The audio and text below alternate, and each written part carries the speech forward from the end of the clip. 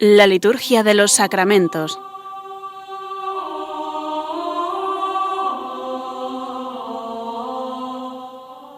Con el Padre Juan Manuel Sierra.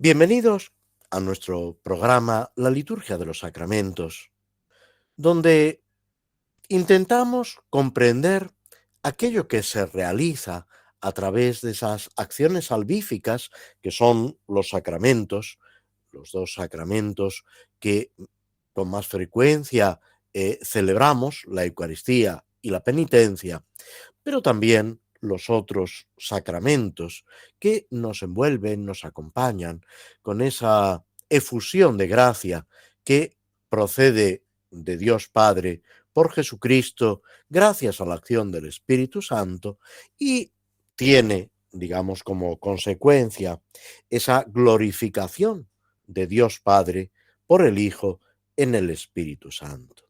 En este momento, apenas iniciado el mes de marzo, vamos avanzando en ese tiempo intenso que es la Cuaresma, ese tiempo de conversión, que es también de intensificar el seguimiento de Cristo y, al mismo tiempo, la cercanía a Dios. El Papa insistía en esa oración, en esa lectura de la palabra de Dios y en las obras de misericordia que deben caracterizar nuestro tiempo de conversión. Es algo que ya aparece en los profetas en el Antiguo Testamento, cuando el Señor recrimina al pueblo de Israel que los ayunos, las penitencias, van acompañados de injusticias, abusos, maltrato de unos a otros. Y el Señor les recuerda que así realmente no se puede orar en condiciones, no se puede ofrecer sacrificios a Dios que le sean agradables. Algo que ya aparece en el Antiguo Testamento, sobre todo a partir del exilio de Babilonia, pero que se intensifica en la etapa, podemos decir, ya del cristianismo, aparece en las cartas de San Pablo, es esa realidad del sacrificio espiritual, como los judíos en el exilio de Babilonia, como después en las sinagogas. Los cristianos no ofrecemos sacrificios, digamos, materiales de animales o ofrendas de frutos. Lo que ofrecemos es un sacrificio espiritual, nosotros mismos, nuestras acciones, esa conversión del corazón, que es lo que Dios quiere, lo que Dios espera de nosotros para que esa comunión entre Dios y nosotros se intensifique. Es quitar esos obstáculos que impiden esa plena comunión con el Señor.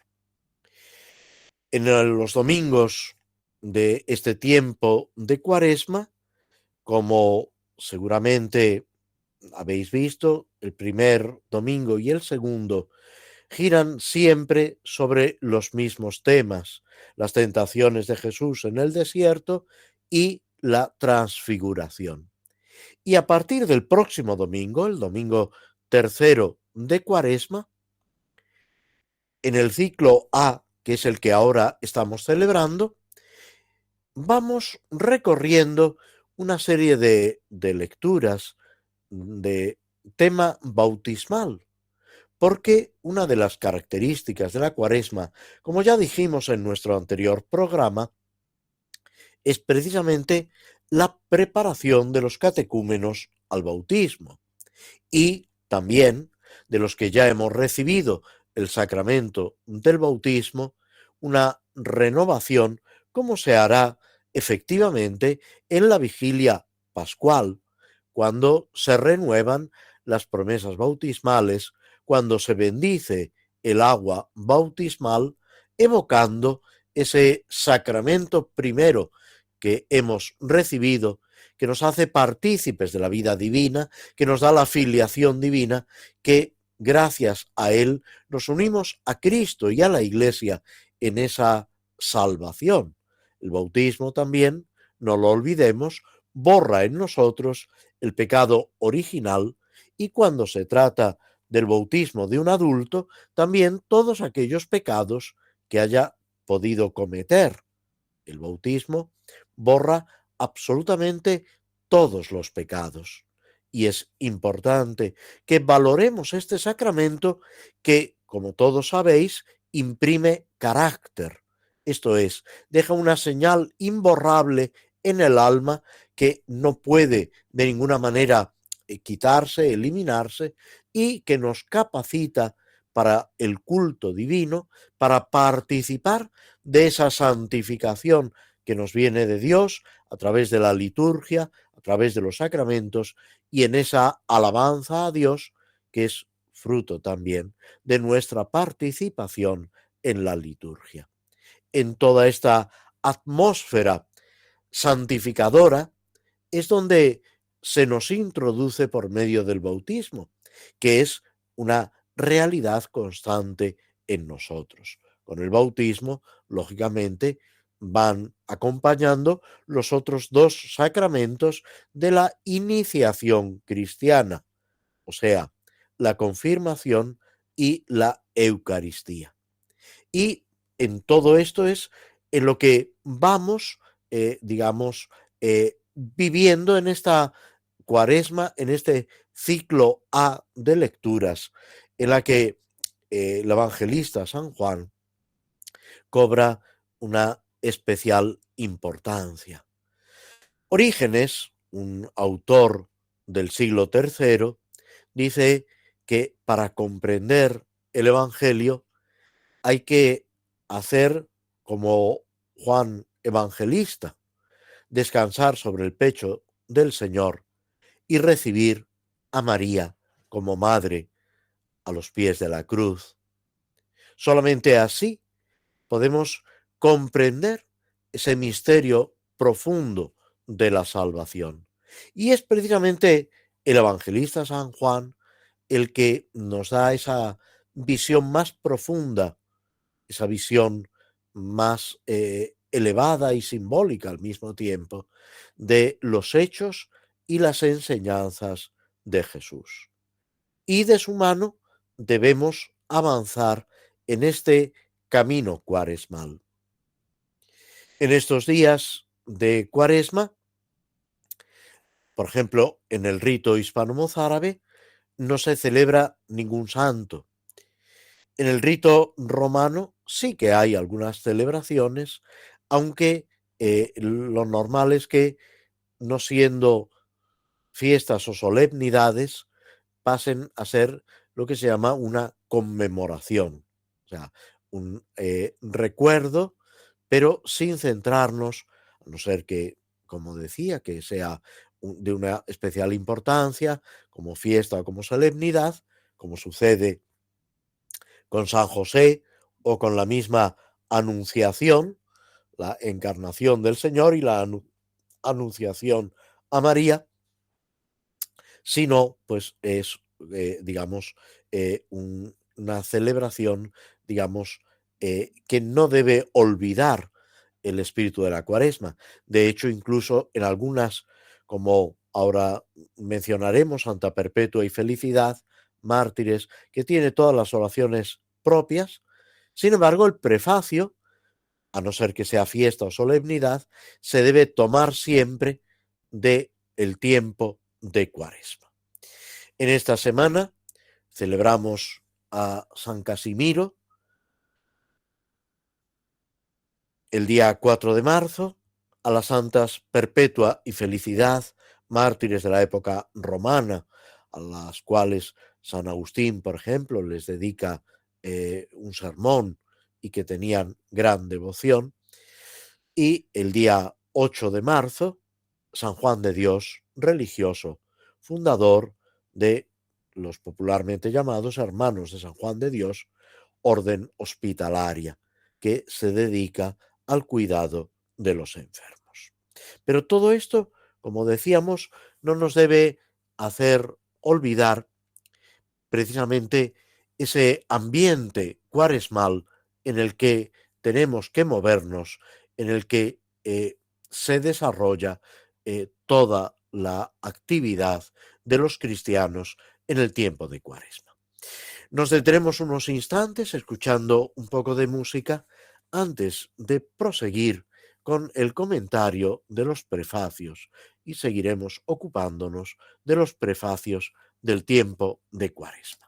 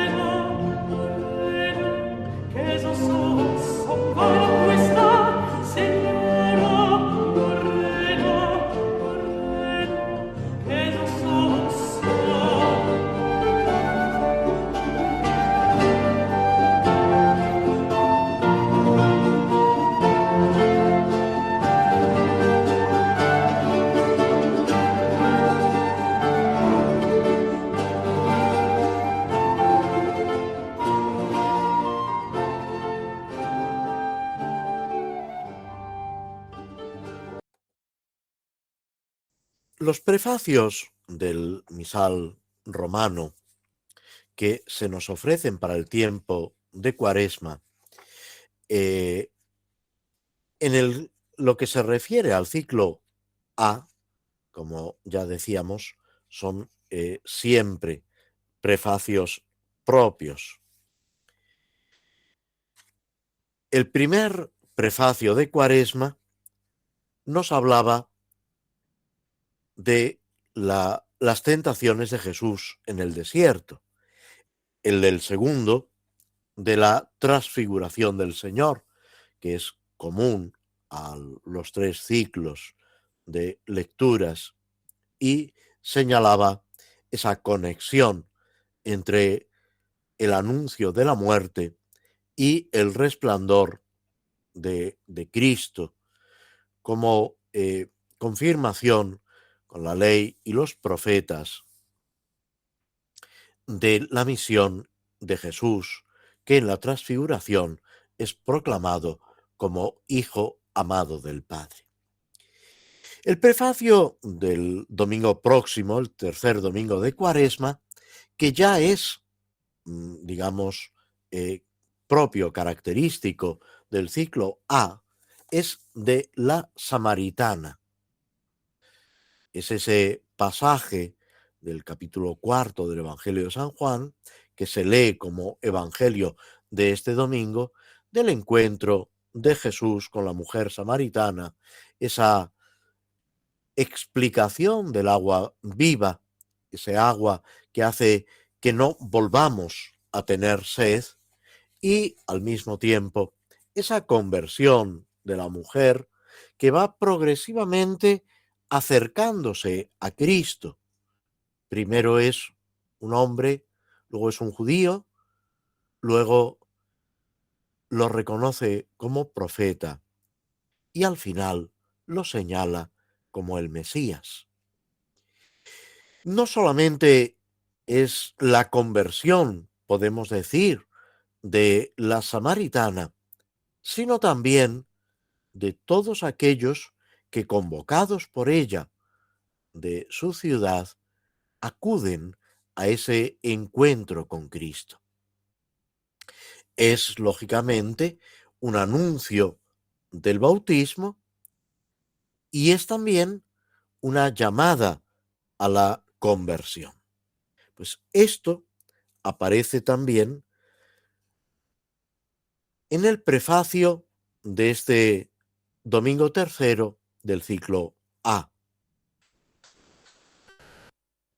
El prefacio puede avivar en nosotros esa conciencia del bautismo que ya hemos recibido y disponernos a celebrar de manera adecuada la vigilia pascual en clave de iniciación cristiana. Los prefacios, como sabéis, llevan siempre un título. En este caso, el título, sumamente sencillo, ya te está encuadrando de lo que vamos a tratar. Se titula La Samaritana.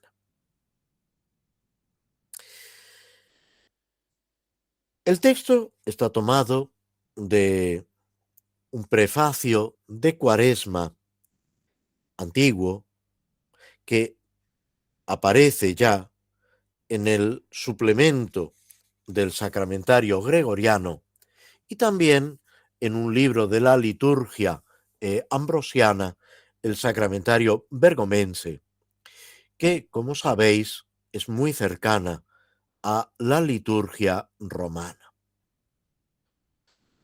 Es una oración más extensa que en la liturgia romana antigua se utilizaba el segundo domingo de Cuaresma. Cuando se ha introducido en el misal actual, se ha abreviado ligeramente este prefacio, que también coincide con frases, expresiones que encontramos en la liturgia mozárabe, que lo utiliza el segundo domingo de Cuaresma, el domingo pasado, que se dedica a la mujer samaritana. El misal propio de España lo expresa así, el cual Cristo, al pedir agua a la samaritana, ya había infundido en ella la gracia de la fe. Y si quiso estar sediento de la fe de aquella mujer, fue para encender en ella el fuego del amor divino. Como vemos, esta parte central del prefacio gira en torno a Cristo. El protagonista, podemos decir, no es la mujer samaritana, sino Cristo mismo, que se encuentra con la mujer, que la hace salir de esa vida de pecado, de tibieza, de alejamiento, para vivir esa conversión, esa alegría del Evangelio. Se recuerda como no, el pasaje evangélico de ese encuentro, de ese diálogo en el que Cristo pide agua y al mismo tiempo le ofrece el agua viva. La mujer no entiende ese sentido del agua viva y por eso piensa en un agua que le quite la sed para siempre. Y poco a poco, con extrema delicadeza, con una dulzura sin igual, el Señor va a hacer que reconozca lo que hay de equivocado en su propia vida y que se abra al don de Dios, que no es un agua material, que no calma la sed física, sino esa sed espiritual, que en el fondo, aunque ella no es capaz de reconocerlo, experimenta la mujer samaritana y experimentamos también tantos de nosotros, podíamos decir, cada uno de nosotros, de una forma o de otra. El Señor es el único que nos puede dar esa agua viva, ese torrente, como dirá en otro lugar el mismo Evangelio de San Juan, ese torrente de agua que salta hasta la vida eterna. Es Jesucristo el que, pidiendo el agua, infunde la gracia de la fe, infunde esa comunicación de la vida divina, ese deseo de creer, esa apertura a la palabra y a la persona de Cristo. Es Jesús el que está sediento de la fe de aquella mujer, de que aquella mujer se acerque a la vida divina. En realidad, esa es la explicación, podemos decir, de la encarnación, de la vida de Cristo, de su pasión, muerte y resurrección. Lo que San Pablo dirá, me amó y se entregó a la muerte por mí.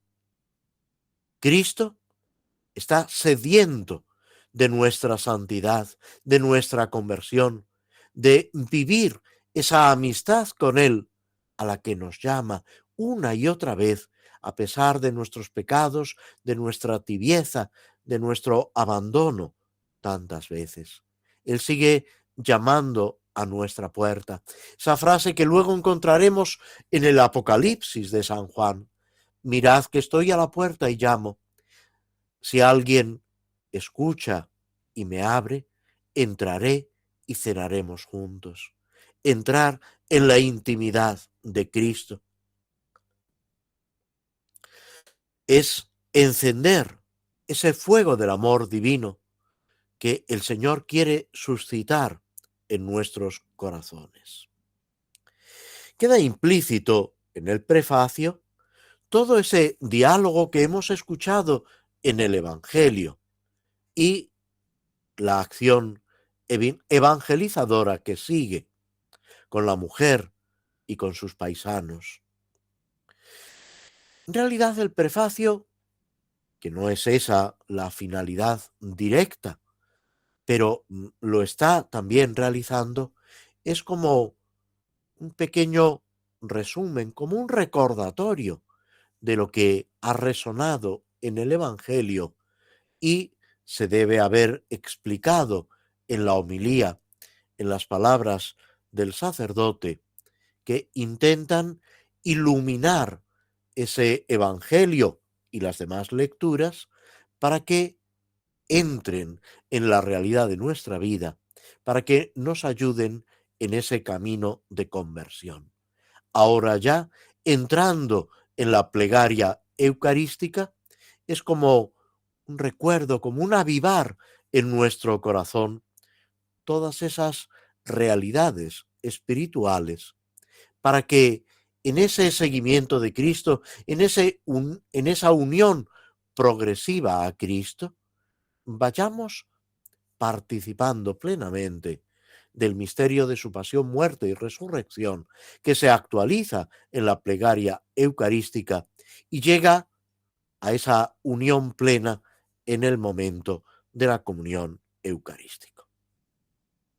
El prefacio, si lo realizamos, si lo pronunciamos de forma adecuada, si los que formamos la asamblea estamos con la debida disposición, nos está aportando algunos matices que de alguna manera se hacen oración y nos ayudan a sumergirnos en ese misterio, en ese fuego del amor divino expresado en el corazón de Cristo.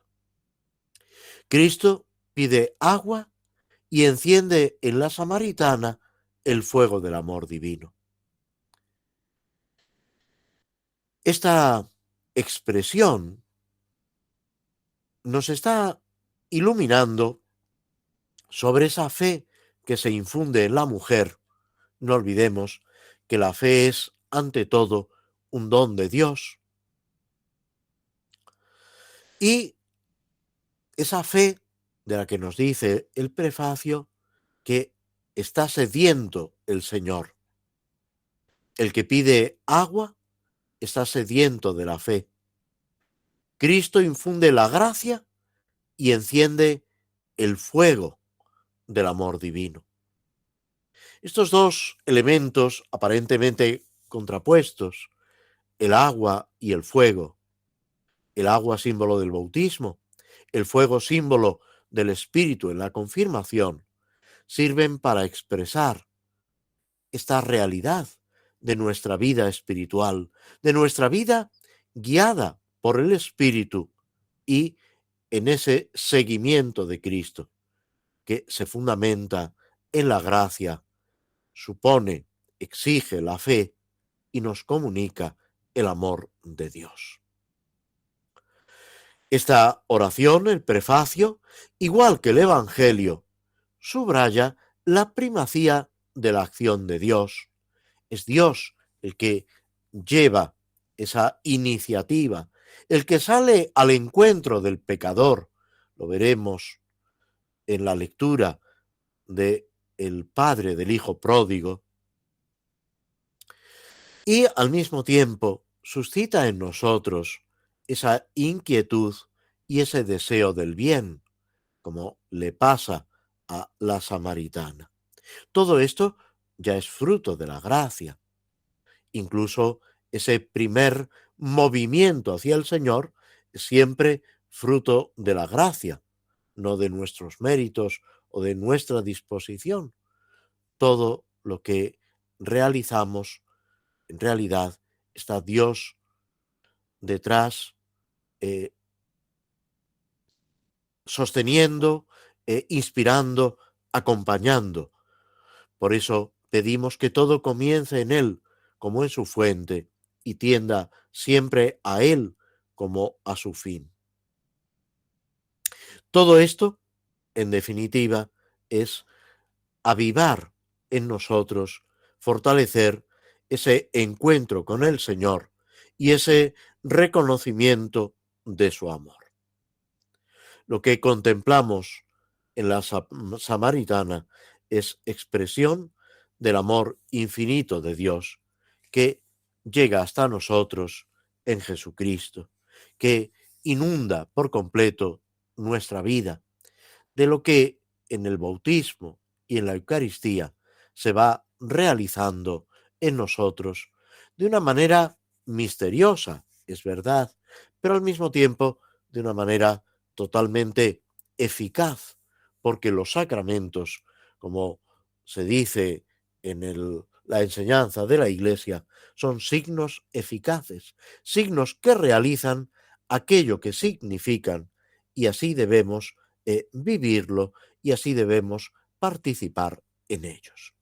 Hacemos de nuevo una breve pausa antes de proseguir en nuestro programa La liturgia de los sacramentos con el comentario a los salmos, esta estas oraciones del Antiguo Testamento, que son también fundamentales en la liturgia cristiana, en nuestras celebraciones.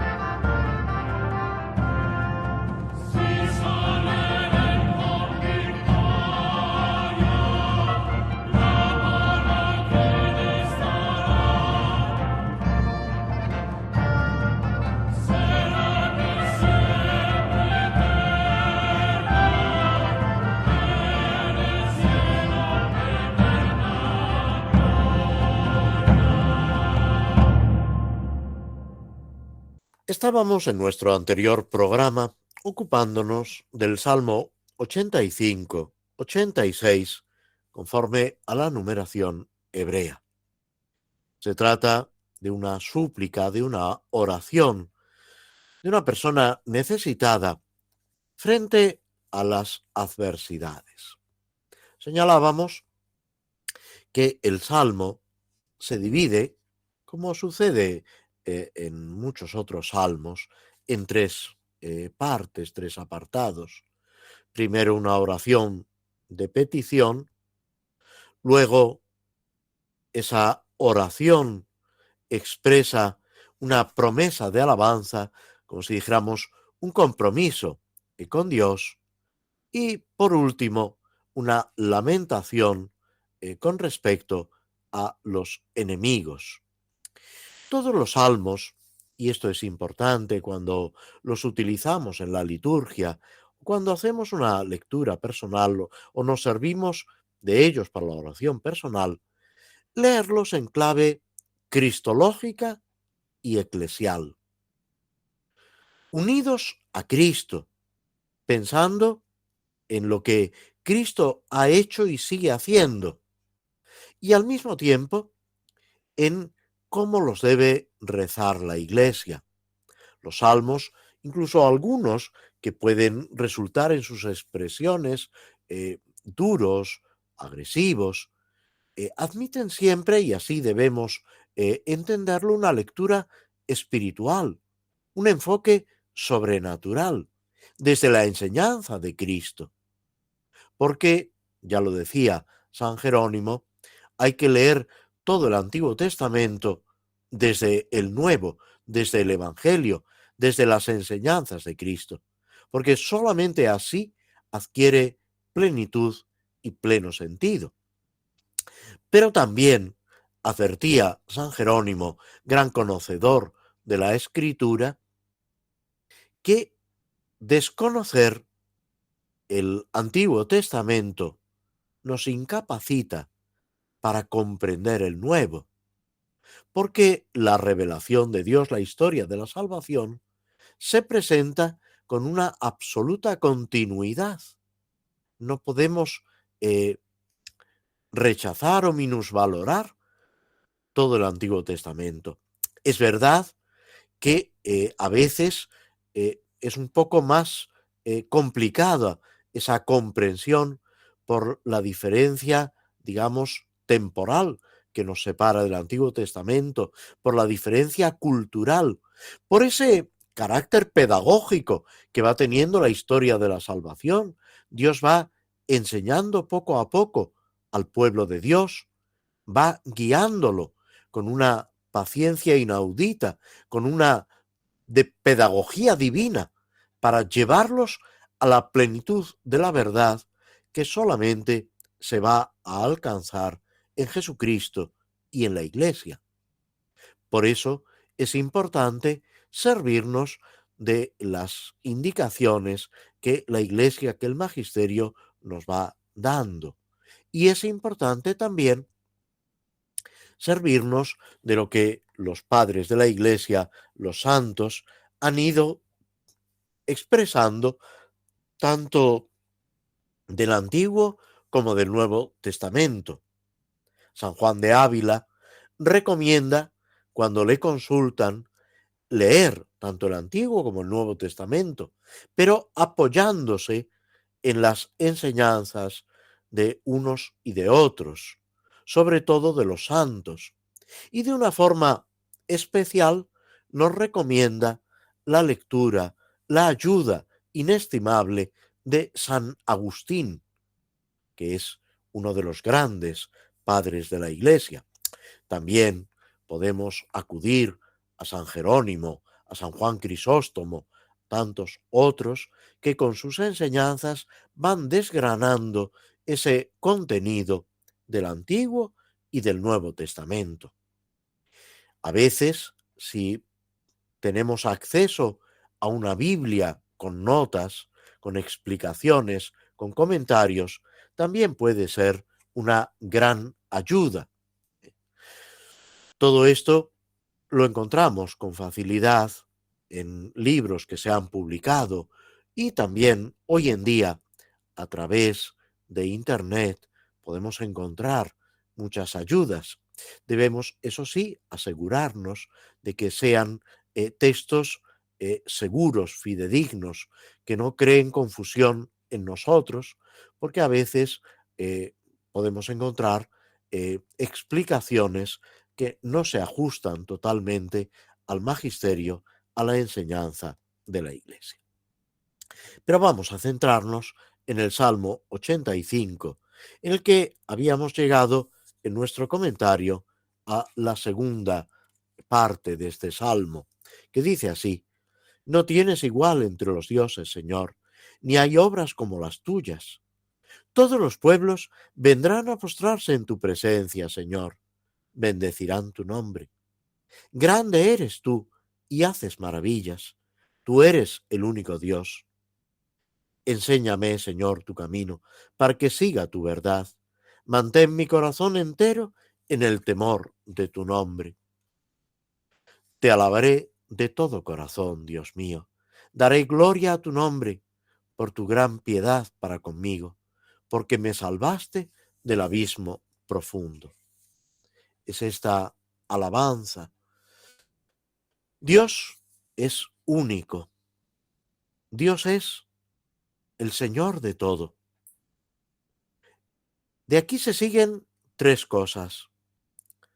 Esa obligación, ese compromiso de escoger la verdad, el camino de Dios por encima de todo. De ahí la petición: enséñame tu camino para que siga tu verdad.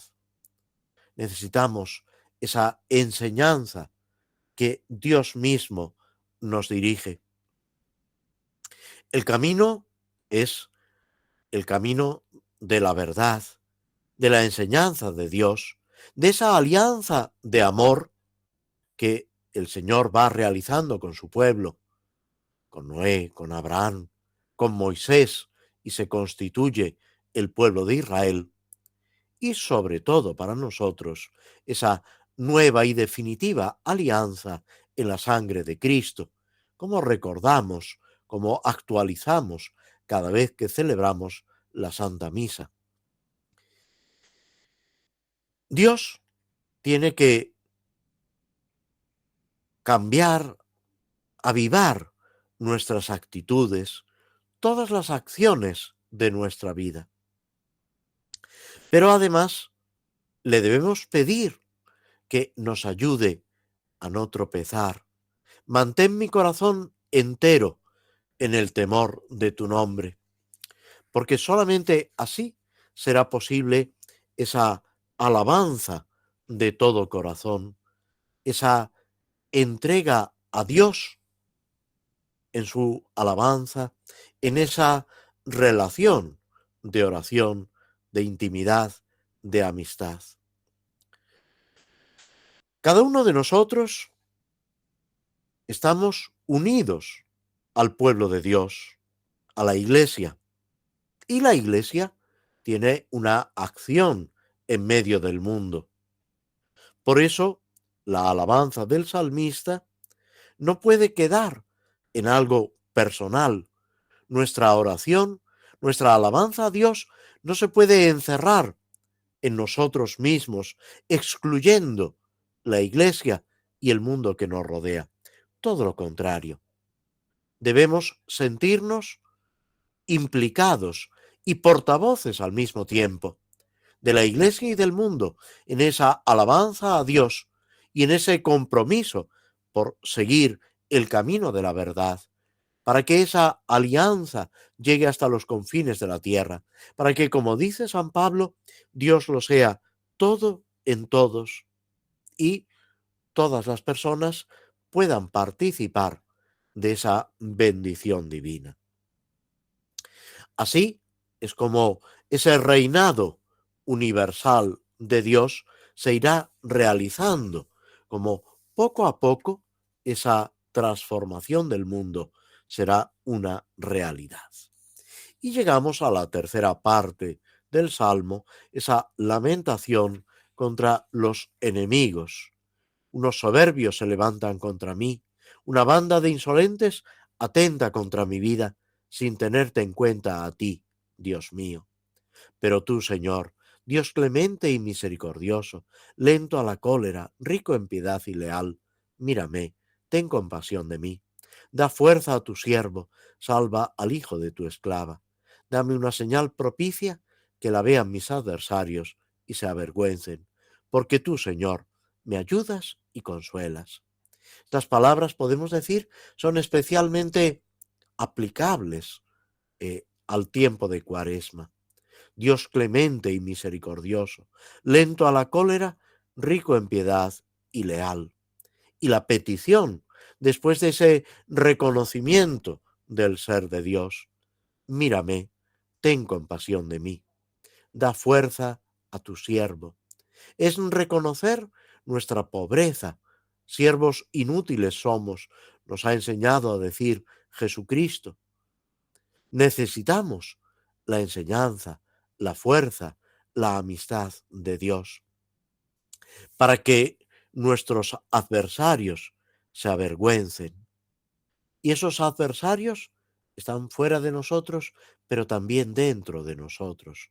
Las malas inclinaciones, las tentaciones, dirá Jesús, que del corazón del hombre es de donde sale lo bueno y lo malo.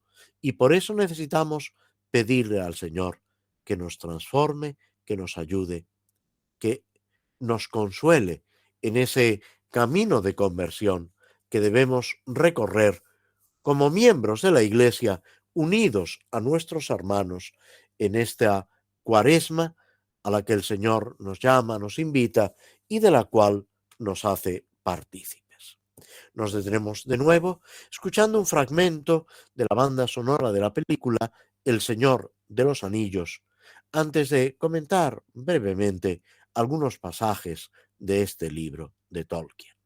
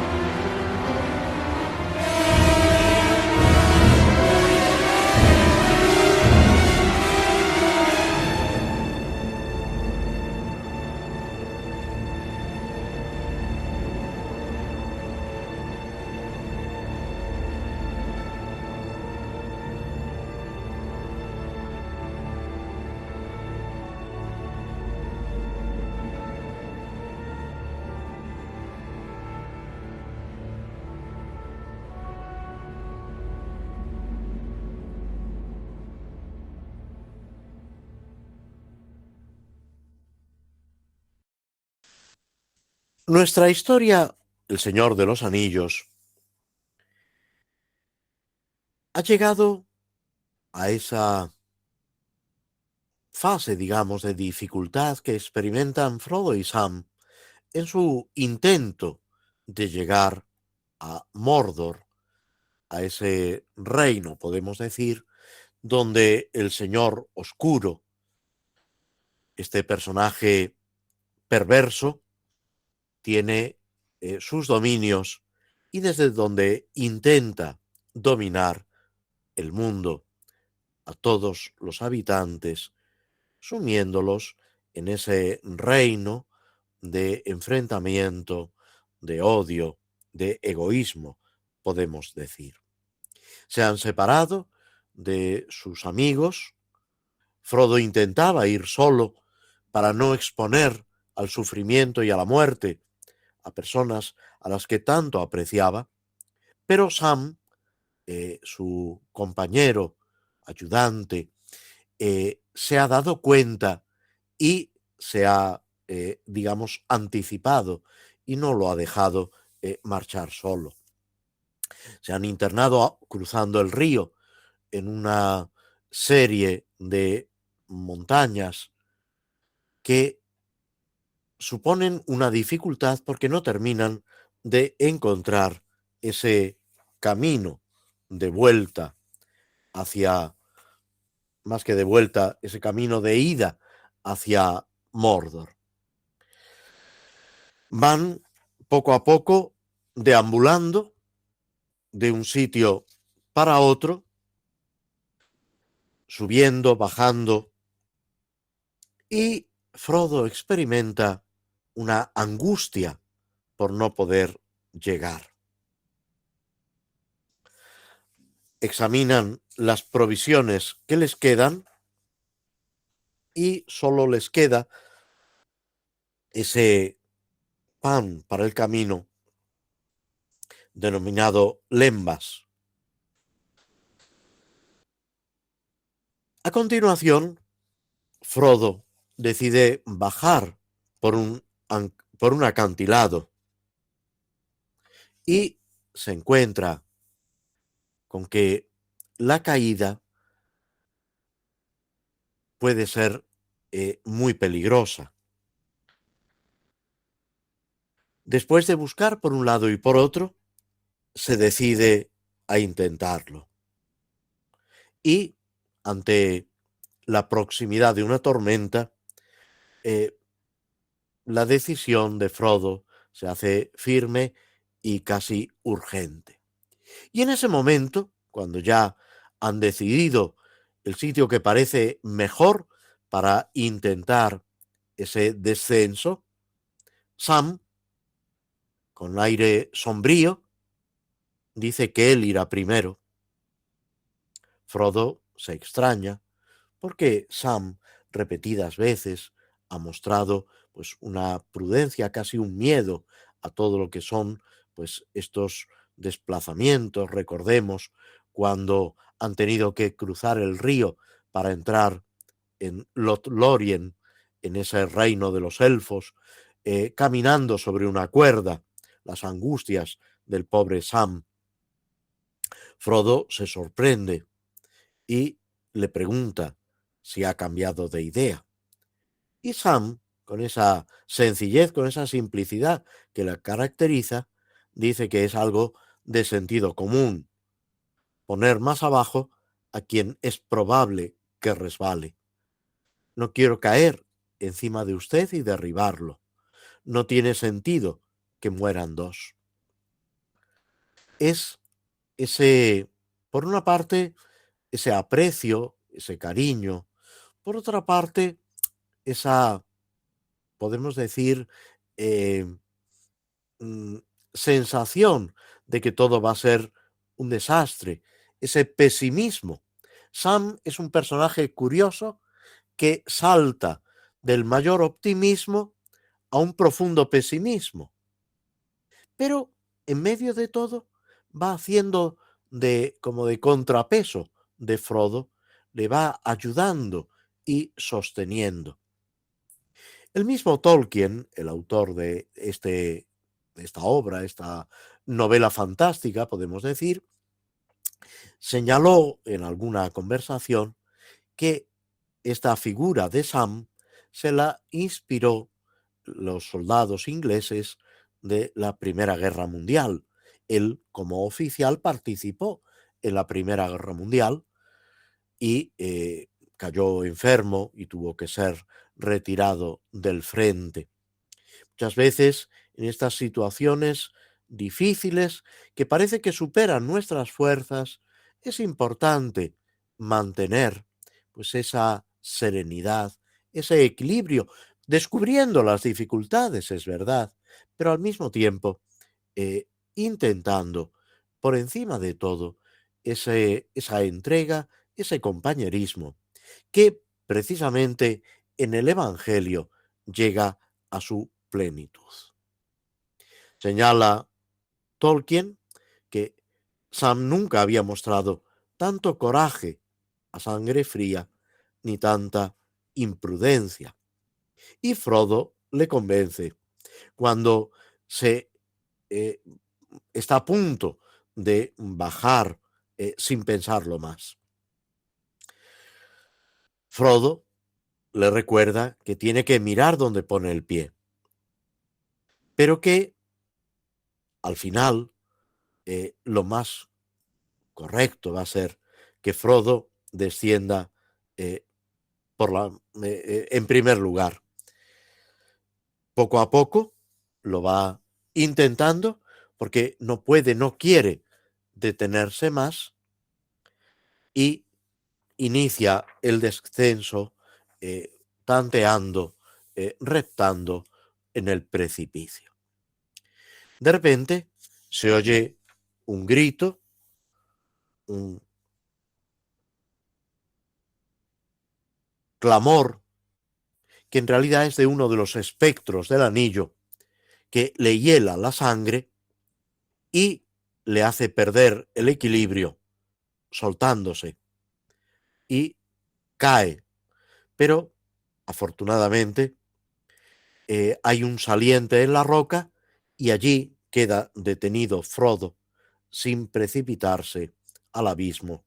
Eh, El problema es que Frodo queda sin ver absolutamente nada, sumido en la oscuridad. Sam, angustiado, intenta ayudarle y Frodo desde abajo le dice que no puede hacer nada si no tiene una cuerda.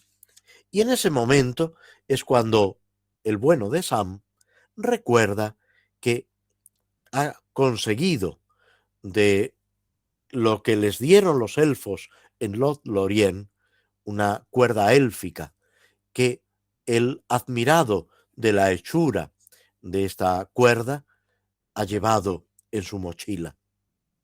En ese momento la saca, se la lanzará a Frodo y le ayudará a salir del abismo.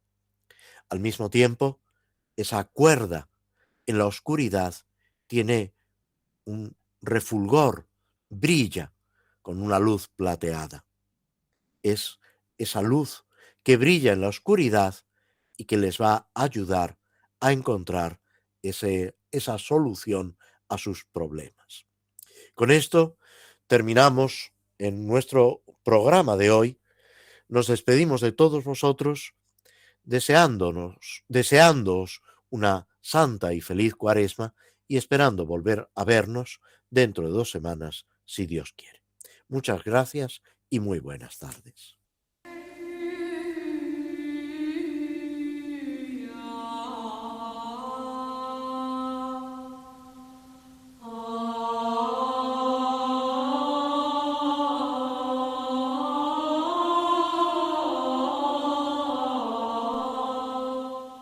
Así concluye en Radio María la Liturgia de los Sacramentos, un espacio dirigido por el Padre Juan Manuel Sierra.